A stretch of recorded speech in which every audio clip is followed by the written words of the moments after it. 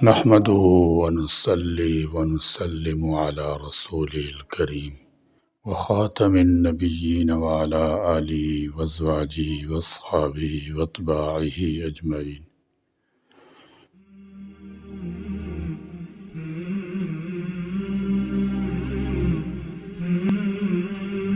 اللہ کے نبی صلی اللہ تعالی علیہ وسلم نے غار ثور میں 3 دن قیام کے بعد پیر کی صبح مدینہ منورہ کی جانب کوچ کا فیصلہ فرمایا۔ سیدنا ابوبکر صدیق رضی اللہ تعالی عنہ کو تیاری کا حکم دے دیا گیا تھا۔ ان کے غلام عامر بن فہیرہ اور صحرائی راستوں کے ماہر عبداللہ بن عریقت حضرت سیدنا صدیق اکبر رضی اللہ تعالی عنہ کے گھر میں پلی دونوں اونٹیاں لے کر الصبح حاضر ہو گئے۔ یوں 4 افراد پر مشتمل اس مختصر سے قافلے نے ایک پرخطر سفر کا آغاز کر دیا۔ گو کہ عبداللہ بن عریقت مسلمان نہیں ہوئے تھے، لیکن آن حضرت صلی اللہ تعالی علیہ وسلم کو ان پر اعتماد تھا، اس لیے اجرت کے عوض راستہ بتانے کی خدمت پر مأمور تھے۔ انہوں نے رسول اللہ صلی اللہ تعالی علیہ وسلم کی اونٹنی کی موہار پکڑی اور مدینہ منورہ کے مخالف سمت جنوب کی جانب یمن کے راستے پر روانہ ہو گئے۔ پھر انہوں نے بحر احمر کے ساحل کے قریب سے گزر کر ایک سنسان، انجان اور دشوار راستہ اختیار کیا، جس پر عام طور پر سفر نہیں کیا جاتا تھا۔ گرم دنوں میں صحرا کے درمیان سفر کرتے ہوئے 2 دنوں ہی میں زیادہ راہ ختم ہو گیا۔ انعام کے لالچ میں سرگرداں لوگوں سے بچتا بچاتا یہ قافلہ وادی قدیر کی بیرونی گزرگاہ کے قریب پہنچا تو ایک بڑا خیمہ نظر آیا۔ یہ خیمہ ایک پختہ عمر کی نہایت باوقار، توانا اور باروب خاتون ام معبد کا تھا، جو اس راستے سے گزرنے والے مسافروں کی خدمت کر کے دلی سکون راحت حاصل کرتی تھی۔ عاتقہ بنت خالد بن خلید بن مقد بن ربیہ بن احرام تاریخ میں اپنی کنیت ام معبد کے نام سے مشہور ہوئی۔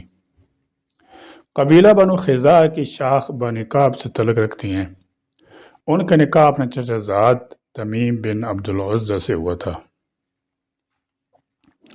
نبی کریم صلی اللہ تعالی وسلم نے خیمے کے قریب رکنے کا حکم فرمایا، پھر اونٹنی سے اتر کر خود بنفس نفیس خیمے کے اندر تشریف لے گئے اور فرمایا، اے معزز خاتون، ہم سفر پر ہیں، اگر تمہارے پاس کھانے پینے کو کچھ ہو تو ہمیں قیمتاً دے دو۔ ام معبد نے اپنے سامنے ایک نہایت حسین، جمیل اور نورانی شخصیت کو پایا، جن کے چہرے اقدس سے نور کی کرنیں پھوٹ رہی تھیں۔ قحط کا زمانہ ہونے کی وجہ سے وہ خالی ہاتھ تھیں، لہذا اظہار تأسف کرتے ہوئے عرض کیا، اس وقت ہمارا علاقہ قحط زد ہے، واللہ اگر میرے پاس کچھ بھی ہوتا تو میں لازمی طور پر حاضر کر دیتی۔ مجھے آپ لوگوں کی میزبانی کر کے بڑی خوشی ہوتی، لیکن میں مجبور ہوں کہ اس وقت کچھ بھی پیش نہیں کر سکتی، جبکہ میرے شوہر بھی بکریاں چرانے گئے ہوئے ہیں۔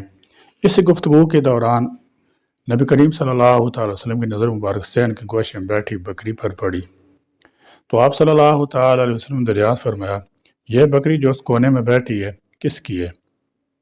ام معبد نے جواب دیا، یہ بکری بھی میری ہے، لیکن بیچاری نحیف نظار ہونے کی وجہ سے ریوڑ کے ساتھ چراگاہ نہیں جا سکتی۔ آپ صلی اللہ تعالی علیہ وسلم نے پھر فرمایا، کیا یہ تھوڑا سا دودھ بھی نہیں دیتی؟ وہ بولی، یہ دودھ دینے سے قاصر ہے، اپنی کمزوری کی وجہ سے کافی عرصے سے دودھ نہیں دیتی۔ اس پر حضور اکرم صلی اللہ تعالی علیہ وسلم نے ارشاد فرمایا، اگر تم اجازت دو تو میں اس کا دودھ دو لوں۔ ام معبد نے تعجب بھرے لہجے میں کہا، اے اللہ کے برگزیدہ بندے، میرے ماں باپ آپ پر قربان، ویسے تو آپ کو اجازت ہے، مگر اس کے تھن تو کافی مدت پہلے ہی سوکھ چکے ہیں۔ حضور انور صلی اللہ تعالی علیہ وسلم بکری کے پاس تشریف لے گئے اور اس کی پیٹھ سے ہلائی، سر پر ہاتھ پھیرا، اپنے دست مبارک سے اس کے تھنوں کو چھوا اور پھر دعا فرمائی، یا اللہ اس عورت کی بکریوں میں برکت عطا فرما اور اس لاغر کمزور بکری کے تھنوں کو دودھ سے بھر دے۔ ابھی کچھ ہی لمحات گزرے تھے کہ بکری کے سوکھے تھن دودھ سے لبریز ہو گئے۔ حضور اکرم صلی اللہ تعالی وسلم ایک بڑا برتن منگوایا اور بسم اللہ پڑھ کر دودھ دونا شروع کر دیا۔ وہ برتن دودھ سے بھر گیا لیکن تھنوں میں دودھ کم نہ ہوا۔ آپ صلی اللہ تعالی علیہ وسلم نے سب سے پہلے ان خاتون کو دودھ پیش کیا جنہوں نے خوب سیر ہو کر پیا۔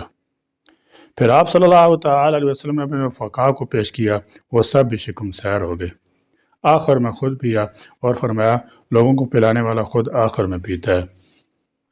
جب خیمے میں موجود تمام افراد نے خوب سیر ہو کر دودھ پی لیا تو آپ صلی اللہ تعالی وسلم دوبارہ برتن دودھ سے بھرا اور ام موعود کے حوالے کرتے ہوئے فرمایا یہ دودھ اپنے شوہر کے لیے رکھ لو، جب وہ واپس آئیں تو انہیں دے دینا۔ اس کے بعد وہ مقدس قافلہ اپنی منزل کی جانب روانہ ہو گیا۔ ام موعود ان کے جانے کے بعد تک حیرت کے سمندر میں غوطہ زن تھی۔ انہوں نے ایک نظر جھانک کر بکری کی جانب دیکھا جو مزے سے جگالی کر رہی تھی اور اس کے تھن دودھ سے بھرے ہوئے تھے۔ شور کا تجسس۔ کچھ ہی دیر گزری تھی کہ ابو موعود اپنی دبلی پتلی ٹانگوں والی کمزور اور لاغر بکریاں ہانکتے ہوئے آن پہنچے۔ خیمے کے کونے میں دودھ کا بڑا برتن بھرا دیکھا تو حیرانی سے پوچھا موعود کی ماں یہ اتنا سارا دودھ کہاں سے آ گیا ہے؟ بکری تو میرے ساتھ صحرا کے دور دراز علاقے میں تھی اور گھر میں ایک مریل بکری کے علاوہ دودھ دینے والی کوئی اور بکری بھی نہ تھی۔ اس پر ام موعود نے مسرت کا اظہار کرتے ہوئے کہا آج تو کمال ہی ہو گیا ہے۔ بخدا ہمارے گھر کے سامنے سے اللہ کے ایک برگزیدہ بندے کا گزر ہوا جن کے ساتھ ان کے 3 رفقا بھی تھے۔ وہ زادرا کی تلاش میں خیمے کے اندر آئے اور ان کی نظر ہماری لاغر بکری پر پڑی۔ بس یہ سب کچھ ان ہی کا کمال ہے۔ ام موعود نے واقعے کی پوری تفصیل اپنے شوہر کی گوش گزار کر دی۔ شوہر حیرت زدہ تو پہلے ہی تھا۔ پورا واقعہ سننے کے بعد ان کا تجسس مزید بڑھ گیا۔ اہلیہ سے کہا مجھے ذرا ان کا حلیہ تو بتانا، مجھے شبہ ہے کہ یہ کہیں وہی صاحب نہ ہو جن پر قریش نے 100 اونٹیوں کا انعام مقرر کیا ہے اور اب پورا مکہ ان کی تلاش میں سرگرداں ہے۔ رخ مصطفیٰ صلی اللہ تعالی علیہ وسلم کی مختصر مگر جامع تصویر کشی۔ ام موعود نے ایسے دلکش اور سیرکن انداز میں آپ صلی اللہ تعالی وسلم کا حلیہ مبارک اور اوصاف و کمالات کا نقشہ کھینچا کہ جیسے آپ صلی اللہ تعالی وسلم سامنے تشریف فرما ہو۔ وہ کہتی ہیں کہ میں نے ایک ایسے شخص کو دیکھا جس کا حسن و جمال نمایاں تھا، چہرہ روشن تھا، اخلاق پاکیزہ تھے، بدن بھاری تھا نہ نحیف، خوبصورت اور خوش اندام، آنکھوں میں گہری سیاہی، پلکیں لمبی، آواز بلند مگر کرخت نہ تھی، آنکھ کی پتلیاں بہت سیاہ اور ڈیلے بہت سفید تھے، آنکھوں کے کونے سیاہی مائل تھے، بوئیں ایک دوسرے سے بالکل الگ تھیں اور نہ بالکل ملی ہوئیں، درمیان میں ہلکے ہلکے بال تھے اور کنارے باریک تھے، بال نہایت سیاہ تھے، گردن خوبصورتی لی ہوئی لمبی، داڑھی گھنی تھی، خاموش ہوتے تو باوقار، گفتگو کریں تو پرکشش، جیسے زبان سے موتیوں کی لڑی نکلتی چلی آ رہی ہو، بولتے تو آواز گرد و پیش پر چھا جاتی، کلام شیریں اور واضح، کم گو نہ باتونی، دور سے سنو تو آواز سب سے بلند مگر نہایت خوش آہنگ، قریب سے سنو تو بہت شیریں اور بہت لطیف، درمیانہ قد، نہ ایسا دراز کے بدنما نظر آئے اور نہ اتنا پستہ کہ کوئی نگاہ اس سے بلند تر کی طرف متوجہ ہو، اپنے ساتھیوں میں سب سے تر و تازہ خوش نظر تھے، سب سے بہتر قدر و منزلت رکھتے تھے، رفقا ان کے گرد گھیرا اپنائے رکھتے تھے، ان کی بات کو بڑی توجہ سے سنتے اور کوئی حکم دیں تو لپک کر بجا لاتے تھے، ترشرو تھے اور نہ ہی درست کلام۔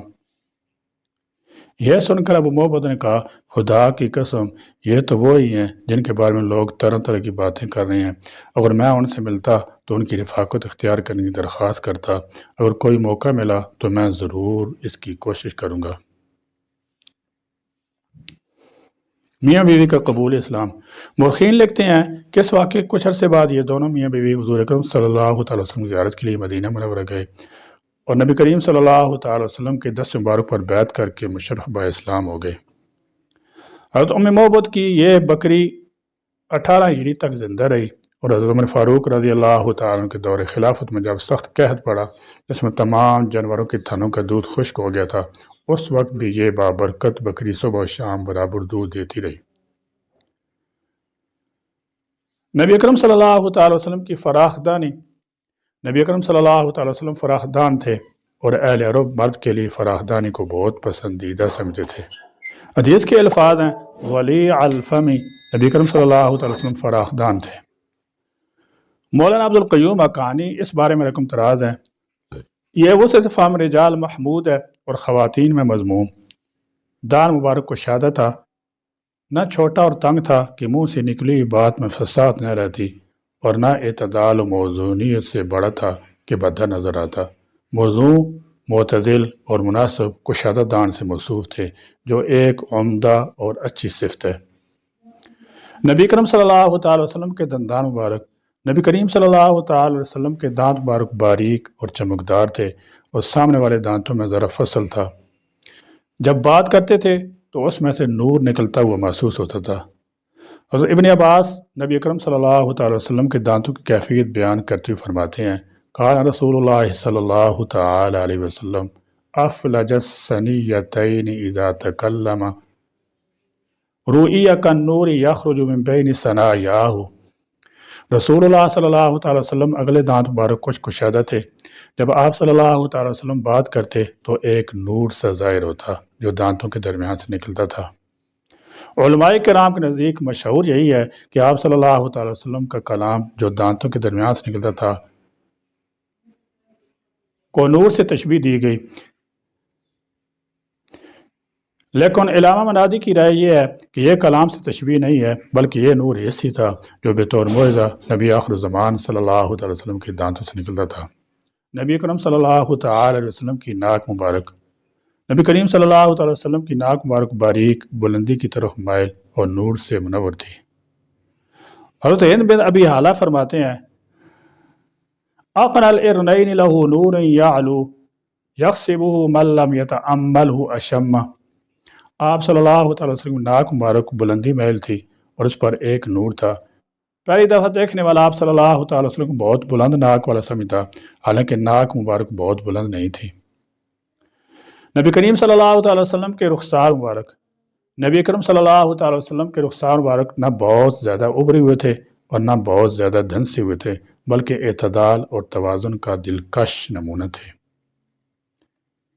ان میں ایسی سرخی میل سفیدی تھی کہ گلاب کو پسینہ آ جائے، ایسی چمک تھی کہ چاند بھی شرما جائے، ایسی گدازی تھی کہ شبنم بھی پانی بھرتی دکھائی دے، اور ایسی نرماہٹ تھی کہ کلیوں کو بھی عجاب آ جائے۔ حدیث کے الفاظ ہیں سہل الخدین، نبی اکرم صلی اللہ تعالی وسلم نرم گداز رخسار والے تھے۔ نبی کریم صلی اللہ تعالی وسلم کی گردن مبارک، نبی اکرم صلی اللہ تعالی وسلم کی گردن مبارک اعتدال کے ساتھ لمبی اور بہت خوبصورت تھی۔ حضرت ہند بن ابی حالہ نے آپ صلی اللہ تعالی وسلم کی گردن مبارک کو حسین جمیل مورتی کی گردن سے تشبیہ دی ہے۔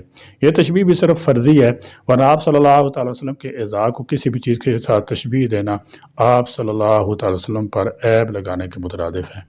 حدیث کے الفاظ ملاحظہ ہوں، کأن عنقہ جید دمیۃ فی صفاء الفضہ۔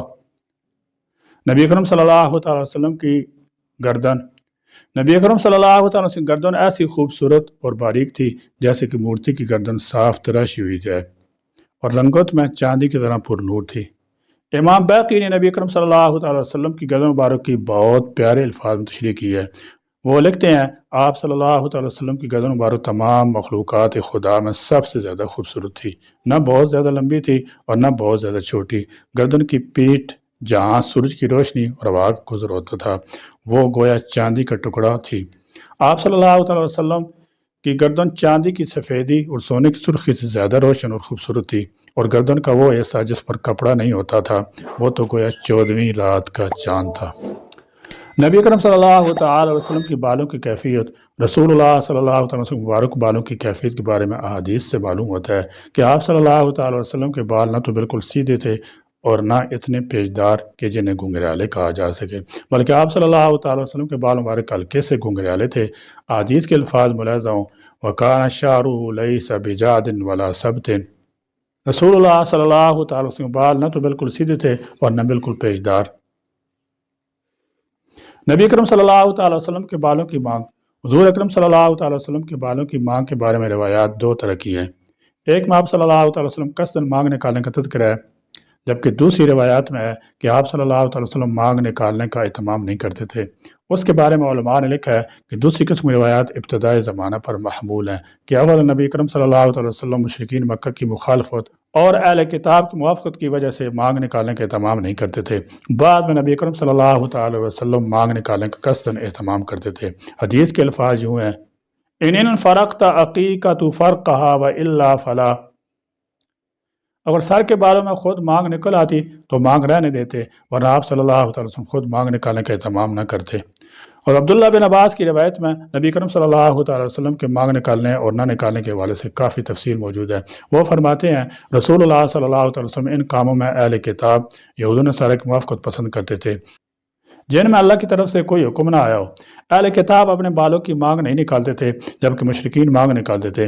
رسول اللہ صلی اللہ علیہ وسلم اپنے بالوں کو پیشانی پر ڈال دیتے، یعنی مانگ نہ نکالتے، پھر بعد میں مانگ نکالنی شروع کر دی۔ نبی اکرم صلی اللہ تعالی وسلم کے بالوں کی لمبائی، حضور اکرم صلی اللہ تعالی وسلم کے بالوں کی لمبائی کے بارے میں روایات مختلف ہیں۔ بعض میں بالوں کی لمبائی کندھوں تک جمہ، بعض میں گردن تک لمہ، اور بعض میں کانوں کی لو تک وفرہ کا ذکر ہے۔ احادیث کے الفاظ درج ذیل ہیں: لہو شعر یضرب منکبیہ، آپ صلی اللہ تعالی وسلم کے بال کندھوں تک آتے تھے۔ عظیم الجمۃ الی شحمۃ اذنیہ، آپ صلی اللہ تعالی وسلم گنجان بالوں والے تھے جو کانوں کی لو تک آتے تھے۔ یجاوز شعرہ شحمۃ اذنیہ اذا ہوا وفرہ، جب آپ صلی اللہ تعالی وسلم کے بال مرد زیادہ ہوتے تو کان کی لو سے متجاوز ہو جاتے تھے۔ شیخ الحدیث مولانا محمد زکریا رحمۃ اللہ تعالی علیہ نبی کریم صلی اللہ تعالی وسلم کے بالوں کے حوالے سے اختلاف کے بارے میں لکھتے ہیں: حقیقت میں کوئی اختلاف نہیں ہے، اس لیے کہ بال ایک حالت پر نہیں رہا کرتے، کبھی کم ہوتے تھے، کبھی زائد ہو جاتے تھے، اور قصداً بھی کم کیے جاتے ہیں، کبھی بڑھائے جاتے ہیں۔ بعض شارحین نے ان کی تطبیق یہ کی ہے کہ جب آپ صلی اللہ تعالی وسلم بال بنواتے تو کانوں کی لو تک ہوتے، کبھی ایک ماہ تک بال نہ بنواتے تو گردن تک پہنچ جاتے، اور کبھی حالات کے مطابق یعنی جب حالات سفر میں ہوتے تو کئی ماہ تک بال نہ بنواتے تو کندھوں تک پہنچ جاتے۔ نبی اکرم صلی اللہ تعالی وسلم کی داڑھی مبارک، نبی مکرم صلی اللہ تعالی وسلم کی داڑھی مبارک گھنی اور گنجان تھی اور بالوں کا رنگ سیاہ تھا۔ حدیث کے الفاظ ہیں: قط اللحیۃ، نبی اکرم صلی اللہ تعالی وسلم گھنی داڑھی والے تھے۔ اسود اللحیۃ، نبی اکرم صلی اللہ تعالی وسلم کی داڑھی کے بال سیاہ تھے۔ نبی اکرم صلی اللہ تعالی علیہ وسلم کی مہر نبوت، اللہ تعالیٰ نے اپنے ہر نبی کو کچھ نہ کچھ امتیازات دی ہیں جو انہیں عام لوگوں سے ممتاز کرتے ہیں۔ اللہ تعالیٰ جل شانہ نے رسول اللہ صلی اللہ تعالی وسلم سب سے بڑھ کر امتیاز عطا فرمایا کہ آپ صلی اللہ تعالی وسلم کے کندھوں کے درمیان مہر نبوت ثبت کر دی جو ختم نبوت کی تصدیق کرتی ہے۔ اور صاحب بن یزید اپنے بچپن کے واقعہ کا ذکر کرتے ہیں کہ میری خالہ مجھے دم کرانے کے لیے رسول اللہ صلی اللہ تعالی وسلم کے پاس لے گئیں۔ رسول اللہ صلی اللہ تعالی وسلم میرے سر پر ہاتھ پھیرا، میرے لیے برکت کی دعا کی، اور میں نے آپ کے وضو کا بچا ہوا پانی پیا۔ پھر میں آپ صلی اللہ تعالی وسلم کے پیچھے کھڑا ہوا، آپس میں کندھے کے درمیان مہر نبوت کو دیکھا جو مساری کی گھڑیوں کی طرح تھی۔ نہ کوئی آپ صلی اللہ تعالی وسلم جیسا ہوگا، نہ کوئی آپ جیسا تھا۔ نبی کرم صلی اللہ تعالی وسلم کا حلیہ مبارک حسن و جمال ایسا کامل تھا کہ آپ صلی اللہ تعالی وسلم ایک شاہکار نظر آتے تھے جس سے اس کے خالق نے بڑی محبت اور چاہ سے تخلیق کے سانچے میں ڈالا تھا۔